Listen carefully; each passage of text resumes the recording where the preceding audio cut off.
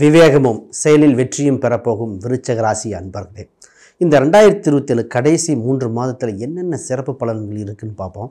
இதில் வாழ்வில் அடுத்த படிநிலைக்கு உயர்த்தக்கூடிய பல பலன்கள் இருக்குது. முழுசாக பாருங்கள், உங்களுக்கு வெற்றியை கிடைக்கும். நான் உங்கள் ஸ்ரீ சுபம் விஜயகுமார். அனைவருக்கும் வணக்கம். நிறைய விருச்சக ராசி சம்மந்தப்பட்ட நிறைய கேள்விகள் கேட்டிருக்கீங்க. அதை ஒவ்வொன்றா கீழே கமெண்ட் பண்ணிடுறேன். உறுதியாக பயனுள்ளதாக இருக்கும். அந்த கமெண்ட் பண்ணக்குண்டான பதில்கள்லாம் இந்த வீடியோ தாங்க வரப்போகுது. பார்ப்போம். ஃபஸ்ட்டு பார்த்தீங்கன்னா, உங்கள் ராசிக்கு 7ஆம் இடத்தில் குரு நின்று சுப பார்வை செலுத்திட்டுருக்கார். இந்த சுப பார்வை என்ன நடக்க போகுதுன்னா, திருமணம் சம்பந்தப்பட்ட விஷயங்களில் வளர்ச்சி, வெற்றி, தடைபற்ற திருமணம் நடக்கக்கூடிய காலகட்டம். நிறைய பேர்த்துக்கு பார்த்திங்கன்னா, இந்த ராசிக்கு திருமணம் பக்கத்தில் வருது சார், முடிவுக்கு வர மாட்டேது. நாங்கள் சரிங்கிறோம், அவங்க சரியில்லைங்கிறாங்க. அவங்க சரின்னு சொல்கிறாங்க, எங்களுக்கு செட் ஆகலை. எங்கள் குடும்ப முறை மாறுது, லைட்டாக உட்பிரிவு மாறுது. இதே மாதிரி மாறி மாறி வந்தது. பொதுவாகவே இந்த குழப்பங்கள்லாம் இருந்ததெல்லாம் கொஞ்ச நாளுக்கு முன்னாடிங்க. இப்போ உறுதியாக திருமணம் நடக்கக்கூடியது. ஃபஸ்ட்டு பார்த்திங்கன்னா, உறவில் திருமணம் வாய்ப்பு அதிகம். 5ஆம் அதிபதி 7ல் இருக்கிறனால உறவில் இல்லைன்னா அடுத்தது தூரத்து சொந்த வகையில் பார்க்குறது. அங்கே மொத்தம் ஏதோ ஒரு வகையில் வருது. அப்படி வரலைனா தான் அந்நியத்தில் போக வேண்டிய ஜாதக அமைப்பு. உங்கள் இதுக்கு உறுதியாக திருமணம் ஒன்று, எந்த தடையும் இல்லை.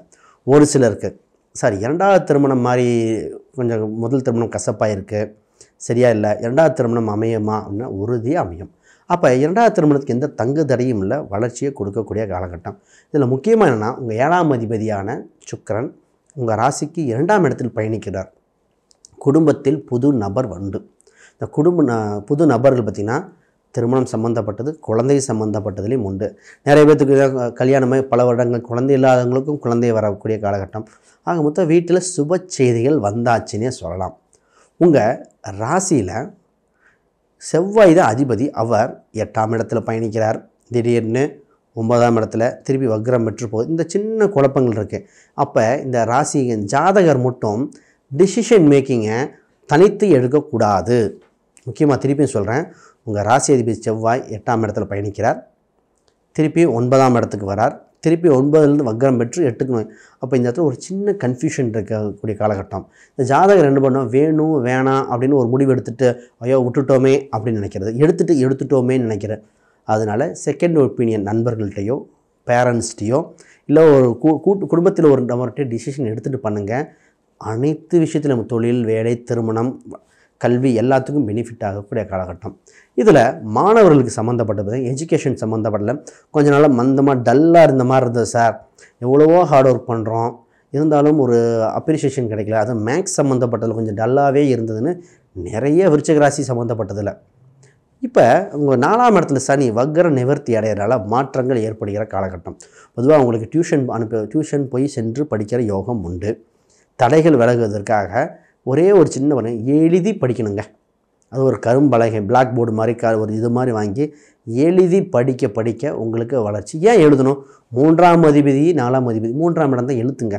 அவரும் 4ஆம் அதிபதி 2 ஒன்றா இருக்குங்க. எழுதி படிக்க வளர்ச்சி, வெற்றி அடையும். அதனால் ஒரு நோட்டை போட்டு இல்லை ஒரு போர்டு வாங்கி எழுதுங்க, சூப்பராக இருக்கும். இந்த நேரத்தில் நான் நிறையா குழந்தைங்களுக்கு ஒரு சின்ன எக்ஸாம் டைம் மட்டும் ப்ளூ கலர் இங்க் பயன்படுத்துங்கப்பா, இல்லைன்னா பிளாக் பென் பயன்படுத்தி ரஃப் நோட்டெலாம் பிளாக் இங்க் பயன்படுத்துங்கன்னு. இது ஒரு பரிகாரம் தான். ஏன்னா மாணவருக்கு கருப்புங்கிறது சனியும் கொடுக்கக்கூடியது. அந்த தடைகள் விளக்கிறதுக்கு பிளாக் இங்கெல்லாம் பயன்படுத்துங்க, ரொம்ப நல்லாயிருக்கும். சரி, இப்போ குடும்பத்தில் சுப செய்தி வருது, சுப செலவும் வருது. அப்போ சார் சொந்த பந்தத்தில் திருமணம் நடக்குது, இன்வைட் பண்ணுறாங்க, அதுக்கு போயிட்டு வர வேண்டியதாக இருக்குது, ஒரு சின்ன செலவாக இருக்குதுன்னு. ஆக மொத்தம் போயிட்டு வரும்போது சின்ன செலவுகள் இருந்தாலும் அது பாதிப்பாக இல்லை, நல்லா போயிட்டு வர வேண்டிய கட்டாயத்தில் இருக்கிறனால போயிட்டு வாங்க. பின்னாடி அது உங்களுக்கு வளர்ச்சியை கொடுக்கும். ஏதோ ஒரு எக்ஸ்பீரியன்ஸாக இருக்கலாம், ஏதோ ஒரு வாய்ப்புக்கு அவங்க உதவியாக இருப்பாங்க. இதில் ஒரு சிலர் வெளிநாட்டுக்கு முயற்சி பண்ணி பல தோல்வி அடைஞ்சதுன்னு கமெண்ட் பண்ணியிருக்கீங்க. அதாவது வெளிநாட்டுக்கு உங்கள் ஜாதகத்துக்கு யோகங்கள் இப்போ வந்திருக்குங்க. இந்த தடங்கள் 12ஆம் அதிபதியே சுக்கிரன். இப்போ தடங்களுக்கு காரணம் சுக்கிரனாகவே தான் இருக்கார். 12ஆம் இடத்துல சுக்கிரன் வேறு எந்த கிரகங்களும் பார்வை இல்லாதனால நம்ம சுக்கிரனுக்கு உண்டான பரிகாரம் செஞ்சால் போதும்.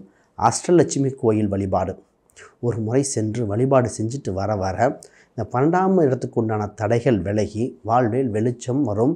வெளிநாடு சம்மந்தப்பட்ட வாய்ப்புகள் நல்லாயிருக்கு. 5ஆம் இடத்துல இருக்கிற ராகு ஒரு இடமாற்றத்தை கொடுக்கறது, சின்ன குழப்பத்தை கொடுத்துட்டு இருந்தார்.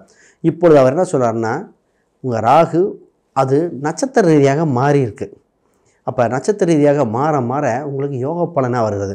பொதுவாக ஃபஸ்ட்டு ரேவதியில் இருந்தார், உத்திரட்டாதியில் பயணிக்கிறார். அடுத்து கொஞ்ச நாளில் புரட்டாதி அந்த நட்சத்திரத்துக்கு அப்போ குருவோட நட்சத்திரம் 2-5க்குரிய நட்சத்திரத்தில் பயணிக்க போகிறார்.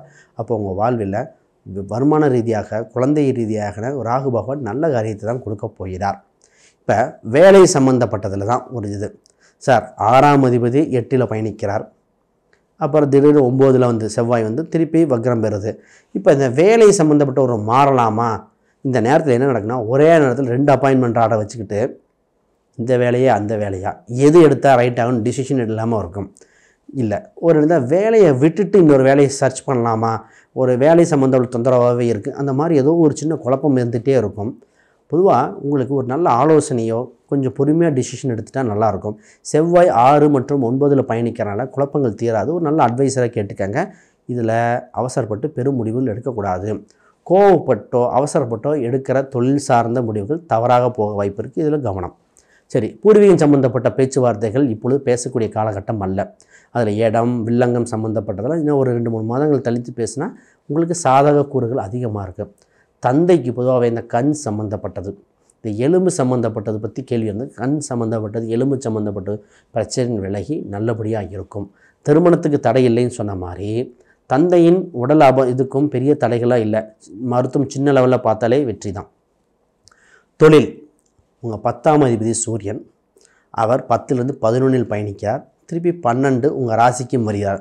அப்போ அந்த ஐப்பசி மாதத்தில் மட்டும் தொழில் சம்பந்தப்பட்டதில் பெரும் முதலீடுகள் செய்ய வேண்டிய காலகட்டம், லாபங்கள் குறைவாக இருக்கிற காலகட்டம். இந்த நேரத்தில் லாபம் கரெக்டாக வரல, நிறைய இன்வெஸ்ட் பண்ணியிருக்கோம், ஸ்டாக்கு நிறையா நிற்கிது அப்படின்னு கொஞ்சம் சொல்லக்கூடிய மாதமாக இருக்குது உங்கள் ராசிக்கு. பொதுவாகவே இந்த நேரத்தில் விடுமுறை நாட்கள் அதிகமாக வருகிறது. தீபாவளி விஷயங்கள் நிறையா மாதிரி வரனால இந்த விடுமுறை நாட்கள் மட்டும் உங்களுக்கு உங்கள் ஜாதக கோச்சார ரீதியாக அம்சமே அப்படி தான் இருக்குது. அதனால் கொஞ்சம் வெயிட் பண்ணிங்கன்னா நியூ இயர் சம்மந்தப்பட்ட அதெல்லாம் உங்களுக்கு லைஃப்பில் பெரும் பிஸ்னஸை டெவலப் பண்ணி கொடுத்துரும். அப்போ அந்த நவம்பர் இருக்கிற மாதிரி சிறு டல்லாக தான் இருக்கும், ஆனால் அதுக்கப்புறம் டெவலப்மெண்ட்னு புரிஞ்சுக்காங்க. இந்த நேரத்தில் கவர்மெண்ட் சம்மந்தப்பட்ட ரூல்ஸ் அண்ட் ரெகுலேஷன்கள் கொஞ்சம் திருத்தங்கள் இதை பண்ண வேண்டியதாக உறுதியாக பண்ணிக்கங்க. இது வளர்ச்சியை கொடுக்கும். இதில் அரசியல் சம்மந்தப்பட்டவங்க, சினிமா சம்மந்தப்பட்டவங்க, ரியல் எஸ்டேட் சம்மந்தப்பட்டவங்க, விவசாயம் துறை சார்ந்தவங்க, இவங்களுக்கெல்லாம் யோக காலம். ஏன்னா பொதுவாகவே உங்கள் ராசிக்கு குரு பார்க்குது, யோக காலமாட்டாக இருக்குது. இதில் ஒரு சில பார்த்திங்கன்னா சார் போர் போடலாமா, தூர் வாரலாமா, தண்ணி லைன் பைப் கொடுக்க நிறைய பேருக்கு கனெக்ஷன் கொடுக்கறது, இந்த கவர்மெண்ட் கரண்ட்டுக்கு எழுதி கொடுக்கறது, இந்த மாதிரி நிறைய பேர் பண்ணியிருக்கீங்க. அவங்களுக்கெல்லாம் உறுதியாக கிடைக்கும் என்று மாற்று கருத்து இல்லை. சரி, இது தவிர யாருக்கா ஜாதகம் பிரசன்னம் வாஸ்து பார்க்கணுன்னா கீழே இருக்கிற எண்களுக்கு தொடர்புகளுங்க உங்களுக்கு உறுதியாக பார்த்து தரப்படும். சரி, இந்த இன்னும் வலுப்படுத்த ஒரு பரிகாரமும் ஒரு சில எண்களும் சொல்கிறேன், இதை பயன்படுத்திங்க. உங்கள் வாழ்வில் எந்த ஒரு தடைகளும் விளக்குவதற்கு ஒரு பரிகாரம் தேவை. கந்தன், அதாவது முருகர் பார்த்திங்கன்னா கந்தன் அப்படிங்கிற அவதாரம் ரொம்ப பிரச்சனையாக இருக்குன்னா பழனி சம்பந்தம் கந்தன் கோலத்தை ஒரு டைம் பார்த்துட்டு உடனே ராஜ அலங்காரம் இல்லை வேறொரு அலங்காரம் பார்த்துட்டு கீழே வாங்க அப்படின்னு சொல்லுவேன் பழனி விட்டு. அப்படி பார்க்கும்போது வாழ்வில் இருக்கிற தங்கு தடைகள் அனைத்தும் விளைகிறோம். ஒரு சிவப்பு நிறம் இல்லை காவி நிற உடை ஒன்று அணிஞ்சிட்டு கோயில் குளத்தில் வேண்டிட்டு ஒரு ஆற்றங்கரையில் அந்த துணியை அவுத்து விட்டுட்டு வரும் பொழுது ஏன்னா இந்த பிரச்சனைக்கு உண்டான கிரகம் செவ்வாயாக இருக்குது, அது சம்மந்தப்பட்ட நிறம் இதில் ஒரு துணியை நம்ம விட்டுட்டு வரும் பொழுது நம்ம பிரச்சனைகள் விலக வாய்ப்புண்டு. சரி, இப்போ துணி வகைகள் போட வாய்ப்பில்லை, துவரை சம்மந்தப்பட்ட ஒரு உணவு செஞ்சு மற்றவங்களுக்கு தானமாகவோ இல்லை காக்கா குருவி இந்த மாதிரி அவங்களுக்கு ஒரு பறவை பட்சிகளுக்கு தானமாக கொடுக்கும்போது அவங்களுக்கு உணவை அளிக்கும்போது கூட உங்களுக்கு இந்த பிரச்சனைகள் விலக வாய்ப்புண்டு. இதை பண்ணிக்கங்க. ஒரு சில எண்கள் ரொம்ப பயன்படுத்துங்க, வெற்றியாக இருக்குங்க. இதில் முக்கியமாக ஃபஸ்ட்டு 3ஆம் நம்பர், 6ஆம் நம்பர், 1ஆம் நம்பர். உங்கள் ராசியான 9ஆம் நம்பர் கொடுக்கவே இல்லை, ஏன்னா அவர் 8, 9 பயணிக்கிறார். 9ஆம் நம்பர் வேண்டாம். சரி, கிழமையிலே பார்த்தீங்கன்னு ஞாயிற்றுக்கிழமை, வெள்ளிக்கிழமை, வியாழக்கிழமை இதை மட்டும் பயன்படுத்தி பாருங்களேன். வாழ்வில் வெற்றி வளர்ச்சி உறுதியாக இருக்கும்.